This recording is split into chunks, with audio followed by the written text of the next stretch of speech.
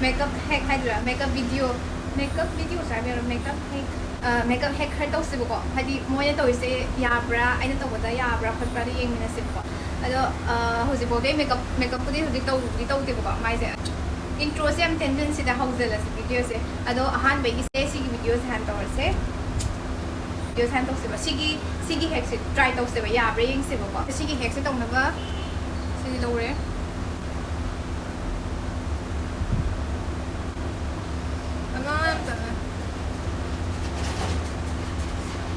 Semana capek pokok mau bisa. Tadi juga, ini bronzer sih kita lihat boleh. Ini bronzer sih cuma lower pokok.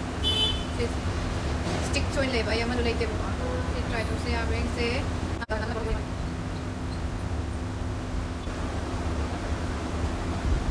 Karena jangan sih bukan cak mana deh.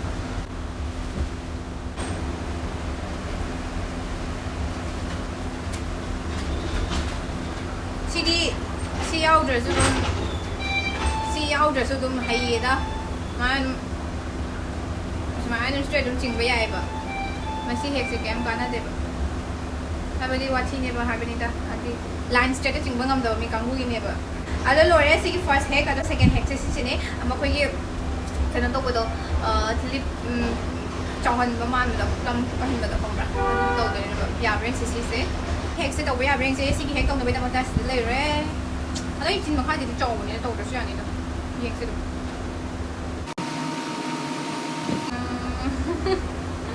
Nah, beda guys.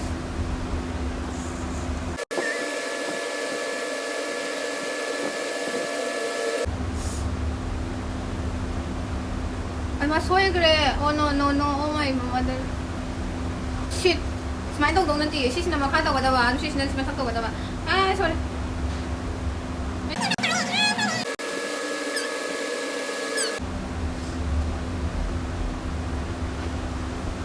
Masak kisong toke ko maya lan greba soy greba na e kaino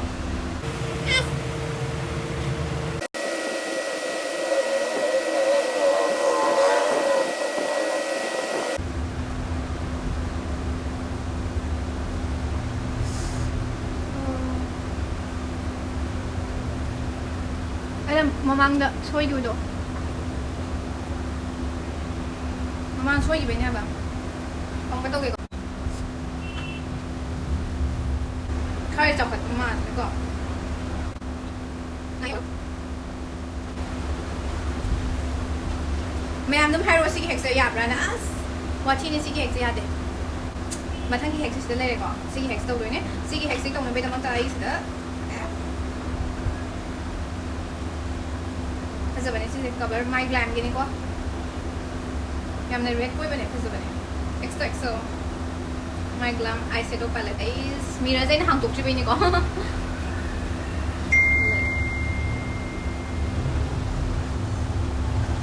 Color ka sa pasam na sila na di ba pa ka Eyeshadow ata sila iba ni na ko Luen ito myan Mga gisi Mga na to busi sa kuy mo Kuy sponsor yaw do Dun to we do Ay di light do do Yung do Kung kasi may hamsi pa naman Kung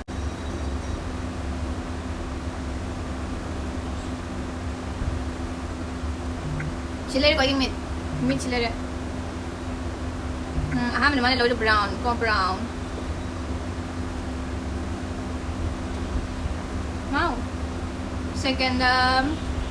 ako yung glitter niya mama load ko.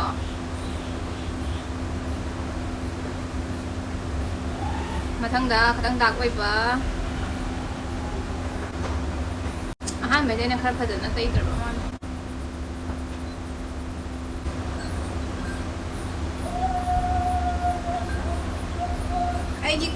Kaino se ai cái nó phát ra bây giờ nó yêu cái đó isana to nó đúng đâu giờ này hay nó phát ra đó mà lại xin cái mẹ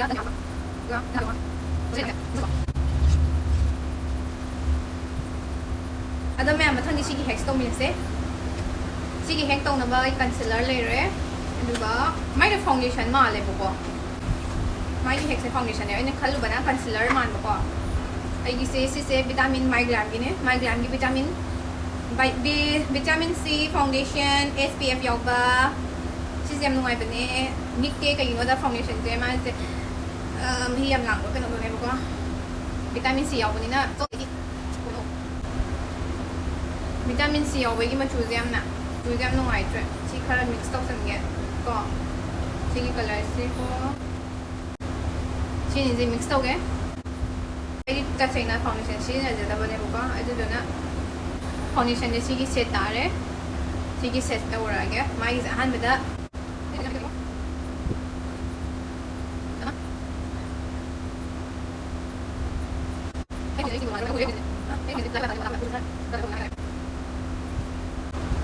juga blush na sigi hilary rodagi blush when tharage mai is blush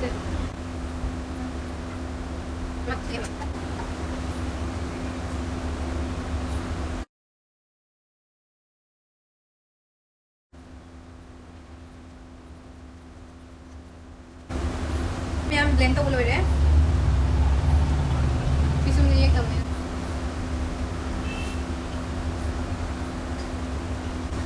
ado sigi hekse ya rira khangde ai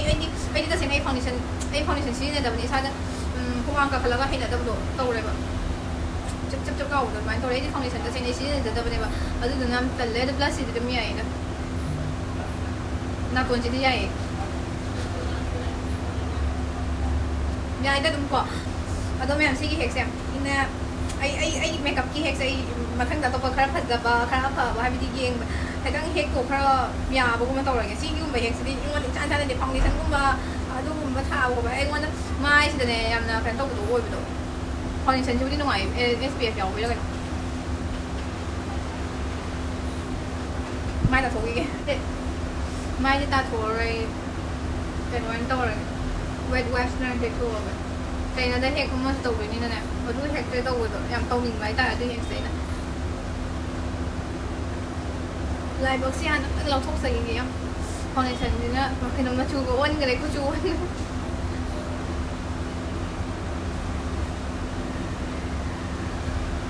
on gi wa na foundation lo thok ke dai ku chu on ga to is ka jane ho loi lo ko re me ko ado ho se ai je sigi se to rai mai so to ma le ko pimple so la ga di kanai mang za ba no ai gi mang za ba ne ko ki hair growth or anything I want irritation how do the mind to a foundation gumba or any extra makeup gumba to ba de gi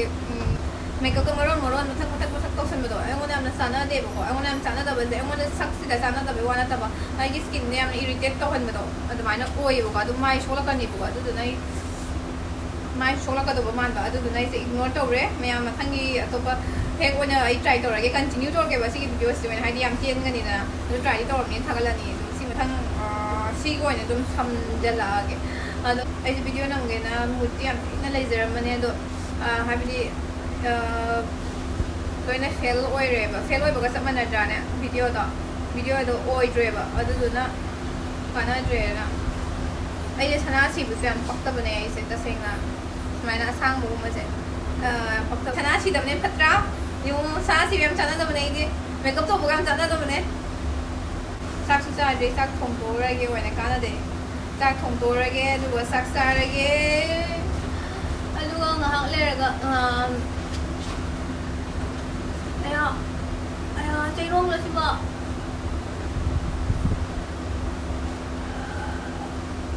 yang gang yo si ja sarul ja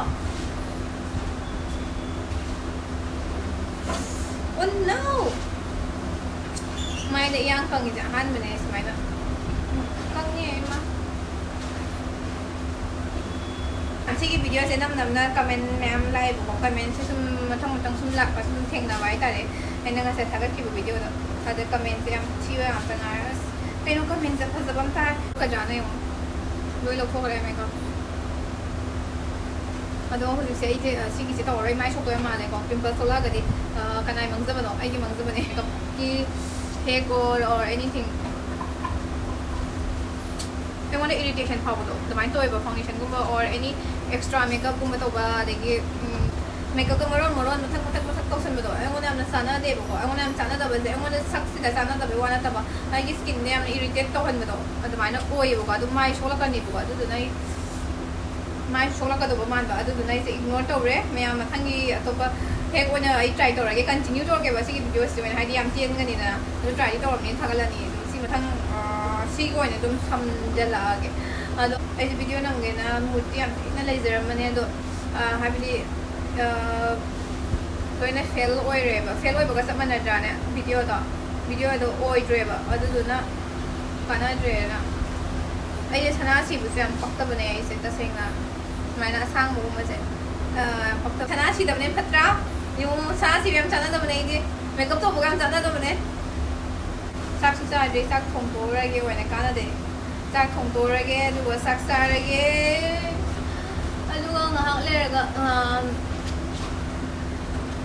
aya chairong la siba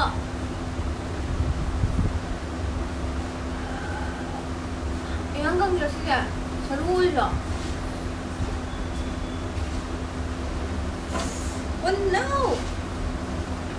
mai le yang kang ja han bane mai na kang ni ma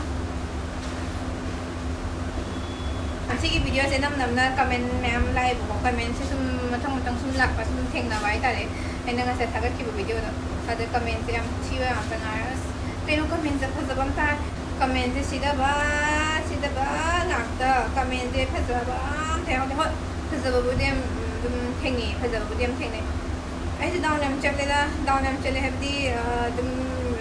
ya hoi isa de yang kang zare have se kang se do ka hena ka am kang basan de saru khara smaina u basigi smaina saru san ka ka kasi thai de gi soi isa noi ba ta hoi noi ba ta da bu saru bu de no la di ka mai no saru bu do ado smaina saru khara su mai ta to ba si da bi dik de ga yam yining de ga yam thi ga tek to re ga adegi aina haining badi chibong sa be video na me adai me am se sida do ye ho do ye product review to wegi video na me sida do ye yining de ko te adu da me am gi kana video me na me ha me am sida ga abadi yining de ga kai no du seli do pra li le do re mari smana mari am tang ja oi ba string li pe ya da bai mong la ba koi abadi ai kanam hai e ko mina lit pa yadre haragadi habidi mina lit na daba hai samas na lit na bayadi hai boy targadi ai lit la roge ko ai lit la roge aina phana pam boy tar su aina sili la gai se crime man tawre habigi po to oi tar ga se ai lit la roge ko lit la roge ka su gai de dum t-shirt dum lit la lai rage hoi me am t-shirt har ga de le khona re even naina t-shirt dila go sida do gena ya ka laiye ba adu amosu laire adu ga aina mo nupi gi oi ba kana ba video habidi smaina daily vlog na ta ba myam na me go adu da su myam sina adu comment sina phaja ba mata he yaw de phaja da ba si tam kha am phaja ba yaw hoi ai hudi body change tore ai yang kang zale ai hanagi the minor oi de hoi ai ka thi ai room phazade oi ai brow youtube sida full time to banate adegi ai se yum da lei banate ta sengna adegi ai nam khana tong ning ba oi raga su matang matam hai ba ma lei ko matang matam na sa da bai gi su oi bai ni adegi ai me am su hai je gre ai sin na ru badegi ai su isa se fagat na ba de dum khona zare ne dum sa ba thak ba dum taw raga ko ai hidak puli ta de hidak sa da su isa se dum naturally oina dum noining banina naturally oina isa se phaning banina da mai na phage na dum khalle adu din ta na me am na body saving to me am noi raga ne am noi ye kang ne am kang ye adu ga mi da thi ba je lei ya da ba sin thi raga na thi ye adigi khang ne da phajara ga na phajare do da mai na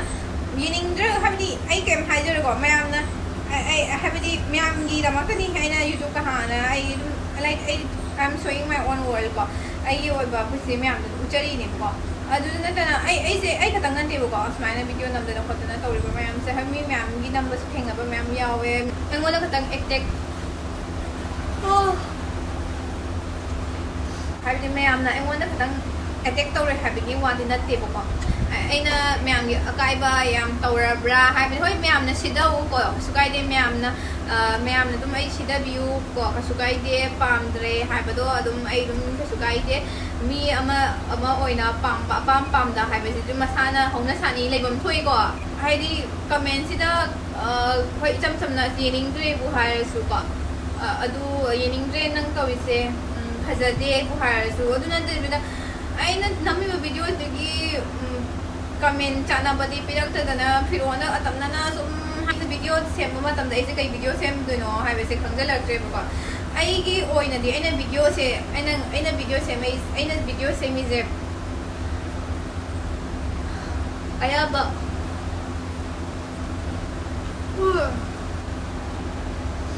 aina video na mis aya mana dum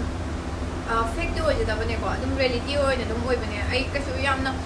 fake ti chakre da bane hai badi or aina me anu uli siga hai badi asek badaga ai kaya ani mo kang de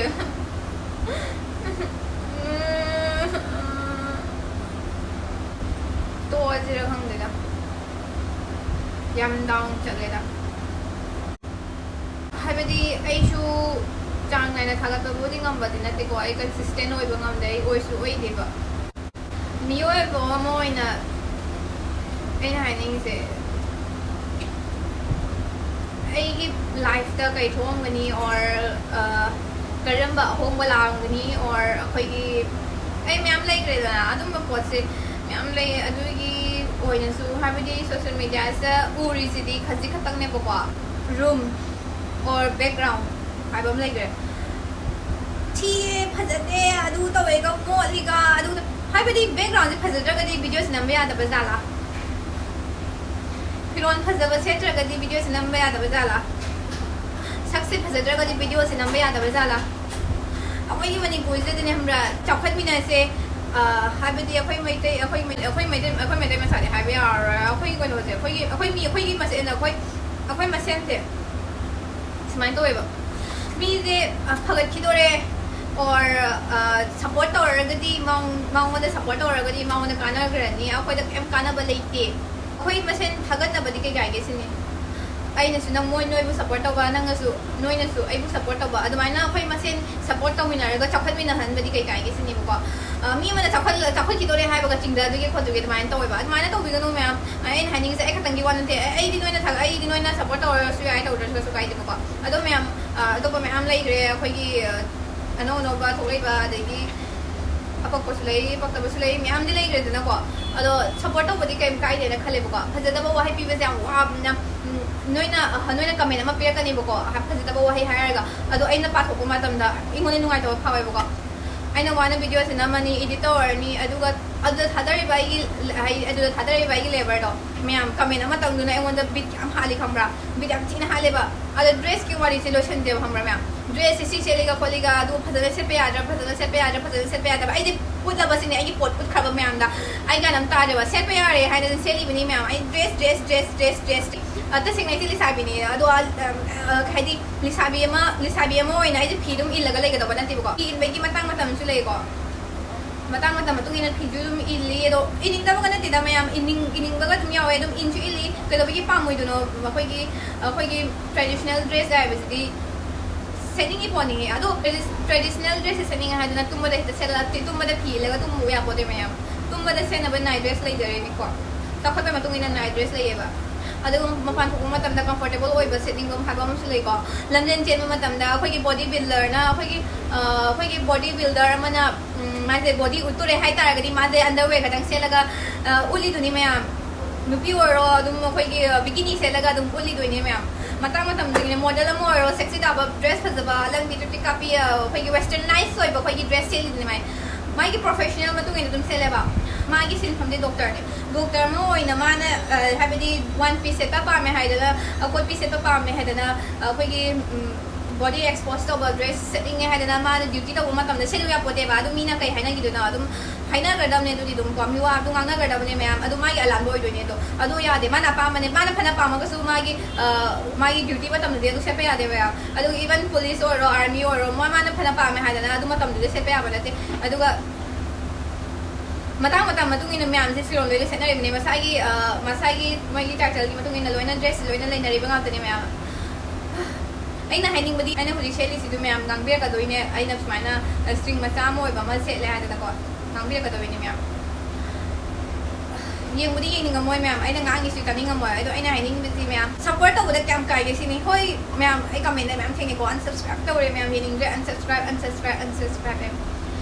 kasunat ra kaso ay na mai ta ba yung video mo thaga ba or so support to budi kay ko may tay masama sini kay do ra ma'am adu ko tang suman ni to pa lam gidi yang mo support to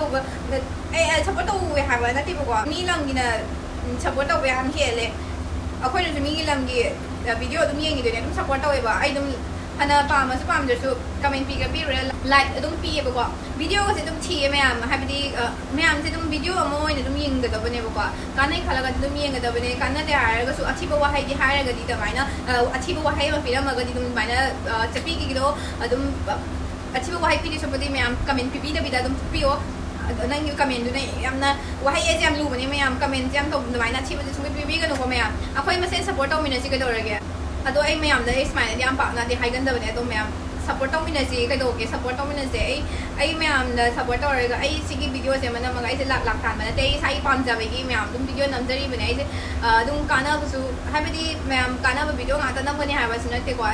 aduna mar ta su dum sum ba wati wana dum hapsira ke adu ko kana bu video sum hapsira ke adu ko kana bu video ma sem ko su kana bu video da su dum phasida ba comment mayam pi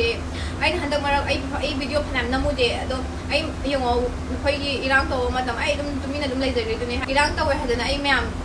video na dum lecture ri dun ay isa gi kana ba yeng boy ta ga ay mayam video namam ba sai na dum contract mayam phang ni mayam namam ba sai mayam ado nam de ba ado hay bidi situation gi matung ina dum nam jadri ne masi hongna lon chat de ba ko ay na khalli ba samai na mayam su dum khanbi ba di kai kai ge sini mayam hay ga mayam de lo hay ma la ni mayam de lo hay ba na ti mayam khara I want to head them sai bido adu du ni mayam comment mayam sai pa ba ai hin kum ba mayam ai khang de ya nam ta de kai do ra ga pha do ro khang de ado channel se ka crow bro ai khang de mayam dum comment de video mayam na ai channel se ka crow hiring de mayam ai ignore to ra ge si de hongna sani mina mushi da ba mi kha na pam da ba be si de hongna sani mai na khalle adu bo ai si de hongna sa wa ram re ai gi de ka mayam ja ba ta ba pataba mata chumna pataba oi ro ba ko ang gi se yening de na sak thi khole hayu ba adu ma comment di kai su kai de ba ai pa ai ba ba ba de nu ngai ba ko adu na ta na akhoi gi chin chi ra comment pi ba adegi wangang sangang adu usman nang habidi akhoi gi nupi oi ba gi po chi ko to tho ga comment de ira iba myam do yam thina leba ma sa ta da ba ne ha ye adu ga even nang na akhoi gi manipuri language su hap chale dena hiri ne na akhoi gi lon da su iri ngang e akhoi gi lon ngang e mai na tawri do yong ne adu mina ura ga ai du kai ne na ha be gi do adu ai ura so ai du usala roi ge bai tu mina ja ge bai ura roi ge ba nang comment mai na pira ko do ai tu mina dum pa le ge ko adu ta su ma'am mana dik nang adu hai ma tam na mana kai khalam ni ha ba du gi po to ama lai wa mi khune ma gi body am ta mana ba na tre khara mana yengo ai samlap na ai wa ma hai ge ba phagi nupa ma na karan taw ba gi video ma thagat ma tam da di phagi juwa cha da ba video ma thagat ma tam da di nupi ka nam ta na comment chi bam da ngang da ba ne ba kham ngang de ko no ga na su ba ya du ba da nupi nge am na si ti kai to ro korean na ga comment pi e ba adu bo nupi a khoi gi video ma akhoi nupi ma na video ma nupa ma na hai ta re nupa mo ro nupi mo ro moi na nupi oi ba juwa cha da ba video ma thagat pa da di nupi su thi na ngang na bi nupa na su mu thi na ngang na bi ha bi di nupi je ngang bang gi ngang bang ngang ta ra sini nupa ma na pretty ta bi da sort of ka ko je chen ba di ai ba bo adu ga simis pa di nupi na simis string ama mai na ma li pa mariam tang oi ba pretty pa di ya de ba adu ga akhoi gi nupa na karan tori gi dum ya ba akhoi gi na sama se akhoi sama dum hai le gi ha bi di akhoi manipuri mi khatang na te ba mai na nupi da han thana mai na tawri se ko akhoi manipur tang hai ro gi nupa khni ma loi ha tawe ko ha bi di ai na hai ni se mayam nupi mo ina nupi ama bu yongwa nupa na sida ba di ka dai noi nupa na sida ba dai ke isu yam na khalu de ba nupa ni dum sida sa nupa ni dum lai sa noi mai khalle ba ai ka dum he cha ha bi di ai ke sum khan bi de ba nupi sida ra pa sida ne ba saung ning se khang bra ai na sum khal kai khale nupi ama na nupi ama bu thagal yam na thagali ge thagala ga di nupi ama na nupi ama bu support yam tora ga di man khoi gi kran thoi je kran tho moi na khale ba ko crime thoiba adagi tahaidaba utariba mayam se ai nupa hoida la la habada te nupi na la la habas na te adu nupi na nupi support ba wat badagi ni tawrai base yengo akhoi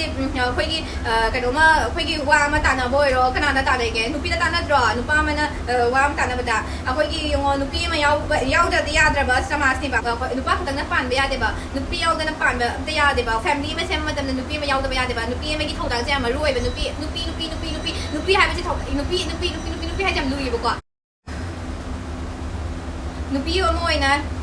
nupi hai ba se am lui ba ko mayam aina hai ning ba di adu na mayam support to ba ka bi gano nupi ma support to se nupi ma thaga se nupi ma si nupi am na support nupi ma sen am na support hengali gai nupa kem to ngam moi ba khang bra adu nupa na kem henjel ngam moi ba nupa ka dang palaw ma tam da prithivi se ma yaw ba khang bra nupi ma yaw ga ni ba prithivi se ma tu je kai sira ama ai ga dam hai to ni ba nupi nu shita ba se ma'am ai skip to rage nupi ki matang ni se skip to rage aina hai ba nupi ki matang se skip to ja rage aina hai ni ba di nupa gi shima to khara ka mo nupa thagat pa hai ba di khoi gi friendship to so ra ba khoi gi nupa gi friendship haina ri bani adigi nupi gi su haina ri nupi gi da friendship yam na yam nupi ma sen friendship oi ba da yam na cheri se yam thamoi seng gi se ma'am 100% da 90 100 30% warangani ko ado nupai gidi 50 to 50 ni ba hangbra khangde da mayam nungsina si haibani nupi masen ko nupa hoina comment thina gang bode ai kema lo de mayam nupi na ditang gi comment do achi bang bi ga no adu ta khai jage room mod be gi matang se yana zena khale kai no ha matam da ai room se aina phajani nga haidana ai pesa ka khada raga ai room se decorate ka toraga no adu di tawre adu madi mayam na phana na hai bi raga su aina phana tawni ga so di tawre ai room khoi di thabak aina tawri ba thabak tu gi mafam gi matung ina room se dum toina dum change tawbani na ai room semjin ma kochen ba do ai talle ba ko pesa tinga ga kai kana ni na chana adum lai bum thok dum pungai le lore yumak sunat pat na tabasibu adu duna ai adumaina tawbai gi dum khanjae adumaina di adum room mod pe ki khot pe ki se room se na li bane room se yam na seng tok sari me ai ju hujik aina phammi chi ju floor dani floor ai room manu dai slipper tong ga room ai gi room se slipper tong ge ba ko adu na room se uphun bo laite ai yong bo ai ma si white thor ke ba ko amo si white thor ke si ai si tissue de ko ai tissue se